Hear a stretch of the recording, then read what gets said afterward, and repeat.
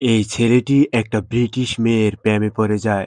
আর এই গোরাটি তার ভালোবাসাকে পাওয়ানোর জন্য ব্রিটিশদের সাথে অনেক তাকে লড়াই করতে হয় আর তার পুরো গ্রামকে মুক্ত করে দেয়। তো চলুন আজকের এই ঘটনাটি জেনে আসি। এই মুভিটা শুরু হয় 1920 সালে এবং ভারতে, যেখানে আমরা গোবিন্দ নামের একটি ছেলেকে দেখতে পাই। তার দাদি তাকে এবং তার বোনকে মহারাণা প্রতাপ এবং তার গোরা চেতকের গল্প শোনাচ্ছিলেন। গল্পটি শুনে গোবিন্দ খুব খুশি হয়। আসলে গোবিন্দ গোরাগুলোকে খুব পছন্দ করে এবং সে চায় যে তার কাছেও চেতকের মতো একটি গোরা থাকবে। গোবিন্দ জমিদারের গোরাশালায় কাজ করে, কিন্তু তাকে গোরায় চড়ার কোনো অনুমতি ছিল না। সে শুধু ঘোড়াগুলোর যত্ন নিতে পারত। গোবিন্দ এবং তার বাবা দুজনই সেখানে কাজ করত। একদিন গোবিন্দ যখন ঘোড়াগুলো দেখছিল, তখন জমিদারের মেয়ে জানকী সেখানে আসে। জানকী পুরোপুরি ব্রিটিশ মেয়েদের মতো জীবনযাপন করত। গোবিন্দ তার সাথে কথা বলার চেষ্টা করে, কিন্তু জানকী তাকে বেশি পাত্তা দেয় না। তাই গোবিন্দ তার কাজে মনোযোগ দেয়। কাজ করতে করতে সে ঘোড়ায় চড়ার চেষ্টা করে, কিন্তু ঘোড়াটির নিয়ন্ত্রণ হারিয়ে ফেলে এবং গোবিন্দকে নিয়ে দৌড়ে পালায়। জানকী এটা দেখে ফেলে। এখন জমিদার জানতে পারে যে গোবিন্দ তার ঘোড়ায় চড়েছে। তাই জমিদার গোবিন্দের বাবাকে বলে যেন তিনি গোবিন্দকে চাবুক মারেন। গোবিন্দের বাবা তাই করেন। জানকী তার বাবাকে এটা থামানোর অনেক চেষ্টা করে, কিন্তু জমিদার তার কথা কোনোভাবেই শোনে না। সবাই মিলে জমিদারের কাছে তখন ক্ষমা চায়। তারপর জমিদার গোবিন্দকে ছেড়ে দেয়, কিন্তু গোবিন্দ খুব রেগে যায়, কারণ তার মনে হয় জানকী তার নামে অভিযোগ করেছে। তাই সে ঠিক করে যে সে জানকীর কাছ থেকে প্রতিশোধ নেবে। এদিকে জমিদার চান জানকীর বিয়ে একটি ব্রিটিশ অফিসারের ছেলের সাথে হোক। তাই তিনি জানকীকে ব্রিটিশ মেয়েদের মতো থাকতে বলেন, যাতে ব্রিটিশ ছেলেটি তাকে পছন্দ করে। এরপর আমরা জানকীর বাইকে দেখি সে একটি গ্রাম খালি করিয়ে তাদের জমি দখল করে নেয়। গরিব মানুষদের বিদেশে পাঠায় যাতে তারা সেখানে শ্রমিক হতে পারে। সে সবকিছুই ব্রিটিশ অফিসারের আদেশ অনুযায়ী করে। বাড়ি ফিরে তার স্ত্রী কেশর তাকে একটি পার্টিতে যেতে মানা করে দেয়। এতে জানকীর ভাই খুব রেগে যায়। এরপর আমরা কিছু গ্রামবাসীকে দেখি যাদের জমি কেড়ে নিয়ে তাদের বিদেশ পাঠানো হয়, যাতে সেখানে তারা শ্রমিকের কাজ করে। তখন একটি দম্পতি বা আমরা একটি পরিবারকে দেখি তাদের ছেলেকে বলে, তুমি এখান থেকে পালিয়ে যাও যাতে নিজের জীবন বাঁচাতে পারো। কিন্তু ছেলে তার মা বাবাকে ছেড়ে পালাতে চায় না, তবে বাবা তাকে জোর করে পাঠায়। ছেলে পালানোর সময় ব্রিটিশ অফিসাররা তার দিকে গুলি চালায়। বাচ্চাটির বাবা তাকে রক্ষা করার অনেক চেষ্টা করে, তবে ব্রিটিশ অফিসার সেই বাবাকে গুলি করে হত্যা করে। এরপর ব্রিটিশ অফিসার ছেলেটিকেও হত্যা করতে চায়। ঠিক তখনই সেখানে বাগী অর্থাৎ বিদ্রোহী বিক্রম সিং এসে উপস্থিত হয়। বিক্রম সিং ছিলেন সাধারণ মানুষের অধিকারের জন্য লড়াই করা একজন বাগী অর্থাৎ একজন বিদ্রোহী। ব্রিটিশদের কাছে তিনি ডাকাত হিসেবে পরিচিত ছিলেন, কিন্তু সাধারণ মানুষের কাছে তিনি ছিলেন একজন বীর। বিক্রম সিং এসে গ্রামবাসীদের উদ্ধার করেন এবং সেই ছেলেটিকে একটি বন্দুক দেন। তারপর সেই ছেলে ব্রিটিশ অফিসারকে গুলি করে সেখানেই হত্যা করে। এই ঘটনার পর ব্রিটিশরা ঘোষণাপত্র দেয় যে বিক্রম সিংকে যে ধরে আনবে তাকে পুরস্কার দেওয়া হবে। এরপর আমরা দেখি গোবিন্দ ঠিক করে যে সে হোলির দিনে জানকীকে রং লাগিয়ে তার অপমানের প্রতিশোধ নেবে, কারণ জানকীর কারণেই তার বাবা তাকে মেরেছিল। তারপর হোলির অনুষ্ঠান শুরু হয়। জানকীও সেখানে আসে। গোবিন্দ জানকীকে রং লাগায়। এতে জানকী রেগে যায় এবং গোবিন্দকে পানিতে ধাক্কা মেরে ফেলে দেয়। গোবিন্দ খুব ভয় পেয়ে যায়। তার মনে হয় জানকী এই ঘটনা তার বাবাকে জানাবে এবং জমিদার তাকে হয়তো আবারও শাস্তি দেবে। তাই গোবিন্দ তার বন্ধুদের কথায় সেখান থেকে পালিয়ে যায়। পালাতে পালাতে গোবিন্দ এক জায়গায় পৌঁছায় যেখানে সে একটি ঘোড়া দেখতে পায়। ঘোড়াটির নাম ছিল আজাদ। আজাদকে প্রথম দেখাতেই গোবিন্দ ভালোবেসে ফেলে। এরপর গোবিন্দ দেখে যে আজাদ আসলে বিক্রম সিং এর ঘোড়া।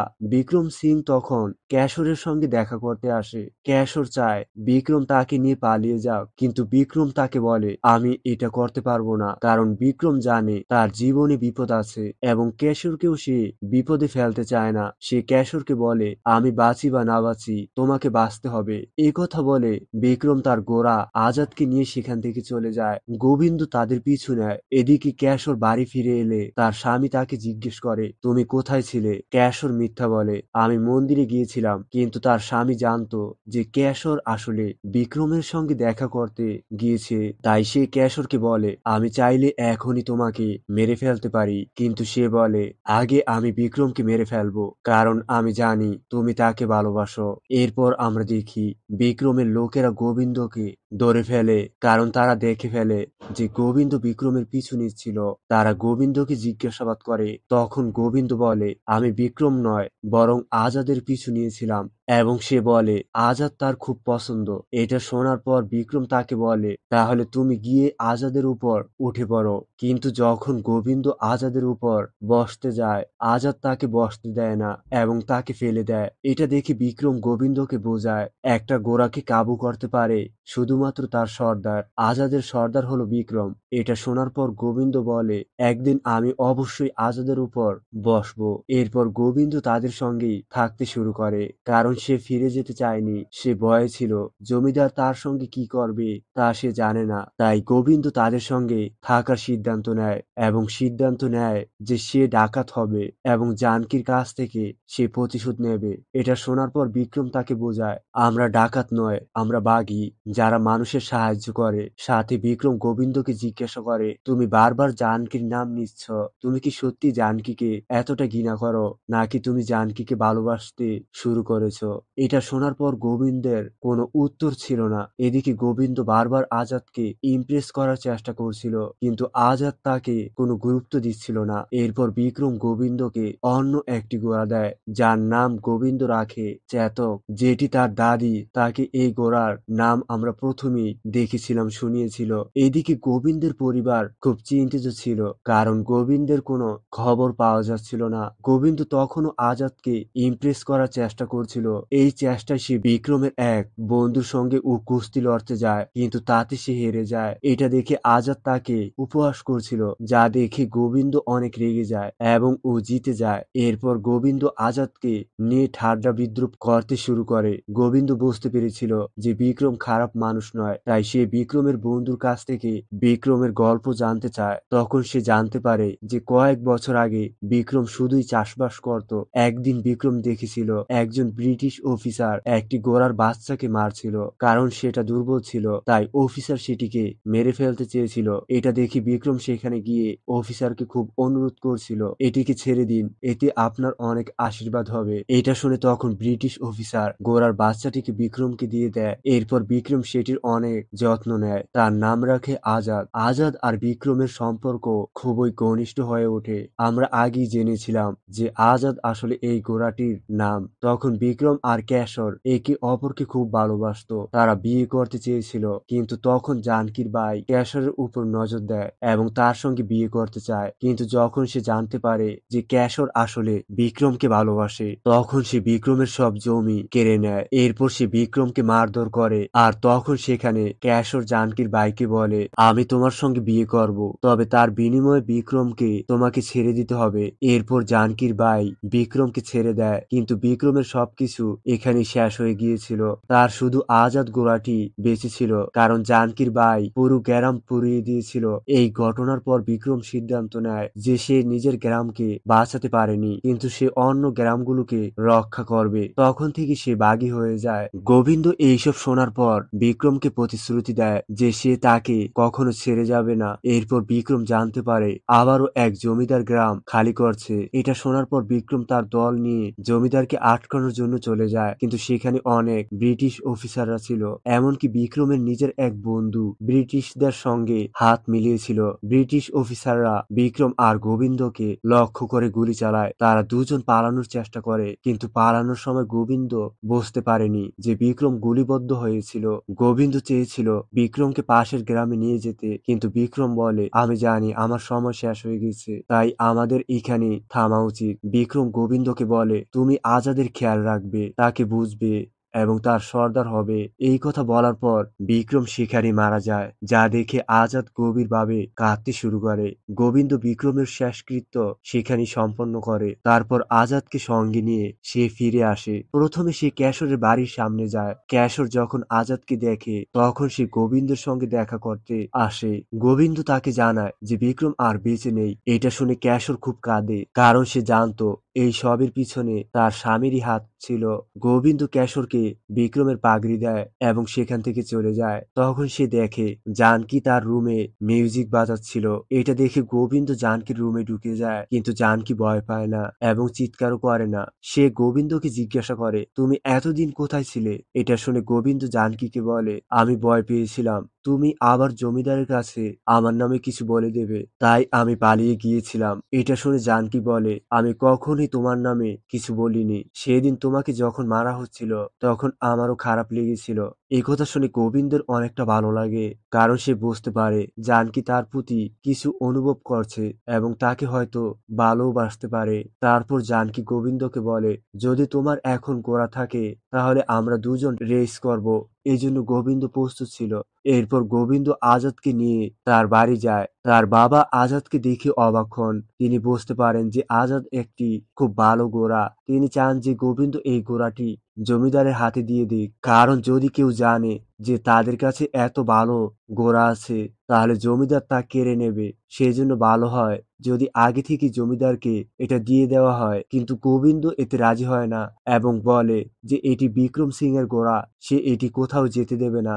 এরপর তার বাবা বলেন যে তারা এটি বাইরে খোলামেলা অবস্থায় রাখতে পারবে না, সেজন্য আজাদকে লুকিয়ে রাখতে হবে। গোবিন্দ সেই রাতেই আজাদকে তার বাড়িতে রাখে এবং পরদিন নির্জন স্থানে তার থাকার ব্যবস্থা করে। গোবিন্দ নিজেও আজাদের সঙ্গে সেখানে থাকতে শুরু করে এবং তাকে খাবার খাওয়ানোর চেষ্টা করে, কিন্তু আজাদ এতটাই দুঃখিত ছিল যে সে শুধু মদ্যপান করছিল। এতে গোবিন্দ বুঝতে পারছিল না যে সে আজাদকে কিভাবে খাওয়াবে। সে এই বিষয়ে জানকীর সঙ্গে কথা বলে। তখন জানকী বলে, যদি আজাদ বেশিরভাগই মদ পান করে তবে তুমি মদের মধ্যেই ছোলা মেশাও, এতে আজাদ খাবে। গোবিন্দ ঠিক তাই করে এবং আজাদ খাওয়া শুরু করে। এতে গোবিন্দ অনেক খুশি হয়। সে সিদ্ধান্ত নেয় যে আগামীকাল জানকীর সঙ্গে সে রেস করবে, কিন্তু পরদিনও আজাদ তাকে নিজের উপর বসতে দেয় না। এতে গোবিন্দ খুব রাগান্বিত হয়, কারণ সে আজাদের জন্য সবকিছু করছে, তবু আজাদ তাকে বসতে দিচ্ছে না। তখন জানকী বলে, আজাদ বন্ধুর মতো কাউকে নয়, একজন নেতা চায় যে সামনে থেকে নেতৃত্ব দেবে। এটা শুনে গোবিন্দ বুঝতে পারে যে তাকে নেতার মতো আচরণ করতে হবে। এটা দেখে আজাদ গোবিন্দের উপর বিশ্বাস করতে শুরু করে এবং তাকে নিজের উপর বসতে দেয়। এতে গোবিন্দের আনন্দের সীমা থাকে না।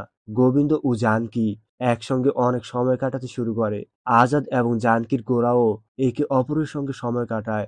একদিন জানকী ও গোবিন্দ ঘোড়ায় চড়ে ঘুরতেছিল।